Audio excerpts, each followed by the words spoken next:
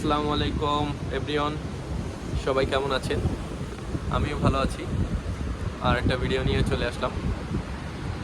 আজকে যে বিষয়টি নিয়ে আলোচনা করব সেটা হলো কিভাবে আপনারা অবৈধ থেকে ইউরোপে বৈধ হতে পারেন।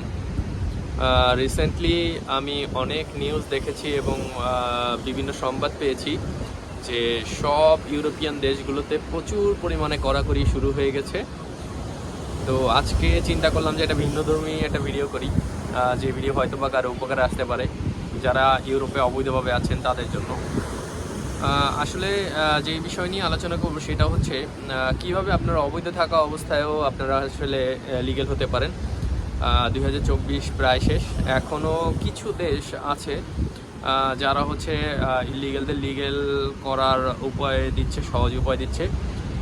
তো সেই বিষয় নিয়ে আলোচনা করব। তার আগে আমি বলে নেই, কয়েকদিন আগেই হচ্ছে ইউকের গভর্নমেন্ট খুবই কড়াকড়ি কারণে ইউকের পুলিশ হচ্ছে প্রায় 905 জনের মতো আটক করেছে, যারা হচ্ছে ডাঙ্কি মেরে বোটের মাধ্যমে ইউকেতে যাওয়ার চেষ্টা করছিল। ইউরোপে প্রতিনিয়তই ফ্রান্স থেকে ঢুকতেছে, ইউকে থেকেও ঢুকতেছে ফ্রান্সে, এবং তারপর বিভিন্ন দেশে চলে যাচ্ছে। তো আমি যেসব দেশের কথা বলবো সেসব দেশের মধ্যে সবার প্রথমে আমি এখন যেটা বলবো সেটা হচ্ছে স্পেন। কারণ পর্তুগাল একটা সময় ছিল হচ্ছে খুবই ইজি, যে কেউ যে কোনোভাবে ঢুকতে পারলেই হতো, পর্তুগাল তাদেরকে আশ্রয় দিত এবং পরে কার্ডও পেত তারা। কিন্তু এখন পর্তুগালে অনেক কড়াকড়ি এবং সেফ এন্ট্রি বন্ধ হয়ে গেছে। তো সেফ এন্ট্রি বন্ধ হওয়ার পরে এখনও যারা অবৈধভাবে আছেন তাদের সুযোগ আছে। তার মধ্যে সবচেয়ে সুযোগের জায়গা হচ্ছে স্পেনে। আর জানেন তো, স্পেন হচ্ছে ইউরোপের অনেক শক্তিশালী একটা দেশ এবং জিডিপিও তাদের অনেক ভালো, টপ একটা দেশ। সো স্পেন বৈধ হওয়ার জন্য একটা সুযোগ দিচ্ছে অবৈধদেরকে, এবং তারা জবও করতে পারবে, টাকাও ইনকাম করতে পারবে সেখানে। তো স্পেন যেই সুযোগটা দিচ্ছে সেটা হচ্ছে এমপাদ্রমেন্টো। এমপাদ্রমেন্টো হচ্ছে এমন একটা সিস্টেম যে ওখানে যে যদি কেউ তাদের একটা হচ্ছে হাউসের কন্ট্যাক্ট নেয়, এবং হাউসের কন্ট্যাক্ট নেওয়ার পরে সেই হাউসের যে ওনার থাকবে সেই ওনারের থেকে যদি হচ্ছে কিছু ডকুমেন্টেশন নিয়ে নেয় এবং হয়তো বা ওনারকে সাথেও নিয়ে যেতে পারে, তো সাথে নিয়ে ওখানে এমপাদ্রমেন্টো করতে পারে। এমপাদ্রমেন্টো হচ্ছে একটা হাউসের রেজিস্ট্রেশন, যে আপনি ওই হাউসে থাকেন। তো এরপরে হচ্ছে আপনি ওই হাউসের সকল ডকুমেন্ট দিয়ে করলেন, রেজিস্ট্রেশন করলেন।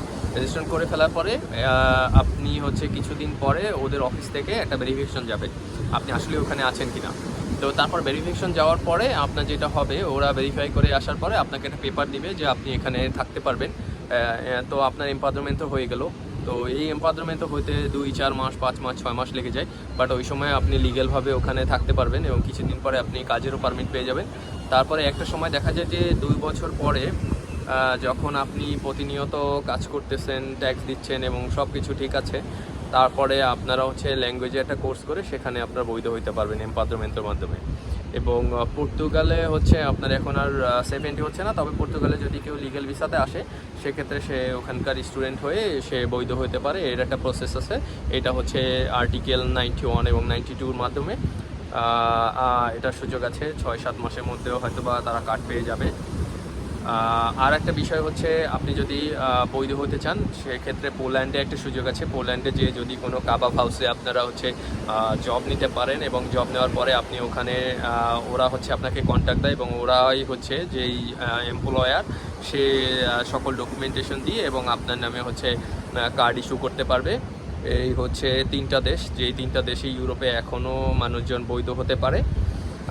আর আমার আসলে এটা নিয়ে আমি ভিন্নধর্মী একটা ভিডিও করলাম, যে যদি এই ইনফরমেশনটা কারো দরকার হয়ে পড়ে সেক্ষেত্রে আমি অনেক খুশি হব এবং অন্য কেউ উপকৃত হোক, এটা আমি সবসময় চাই। আর আমি বলবো যে আসলে আপনারা অবৈধভাবে কেউ ইউরোপে ডাঙ্কি মেরে বা হচ্ছে কোনোভাবে জীবনে ঝুঁকি নিয়ে আসবেন না। এটা খুবই আসলে আপনার জন্য লসের হবে। আসলে ইউরোপ এমন না যে আপনি এখানে আসলেন এবং হচ্ছে আপনার লাইফটা একদম পুরো গুছিয়ে গেল। আসলে এরকম না, আপনি হচ্ছে এখানে অনেক স্ট্রাগল করতে হবে আপনাকে, তারপরে হয়তো আপনি একটা সময় খুব ভালো কিছু করতে পারবেন। সো কেউ ডাঙ্কি মেরে নদী, খাল, সমুদ্র, মহাসাগর, সাগর সব পাড়ি দিয়ে এখানে চলে আসলেন আর আপনার লাইফটা সেটেল হয়ে গেলো, এমন ব্যাপার না। আপনাকে অনেক স্ট্রাগল করতে হবে।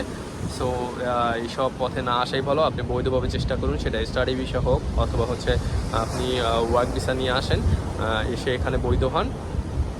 সো এই পর্যন্তই আজকের ভিডিও। সবাই ভালো থাকবেন, আর আমাকে আপনারা হচ্ছে লাইক কমেন্ট করবেন, আর কমেন্টে জানিয়ে দিন পরবর্তীতে কোন বিষয়গুলো নিয়ে আলোচনা করলে আপনাদের জন্য সুবিধা হয়। ঠিক আছে, পরবর্তীতে আবার নতুন ভিডিও নিয়ে আসবো ভেরি সুন। ভালো থাকবেন, আসসালামু আলাইকুম।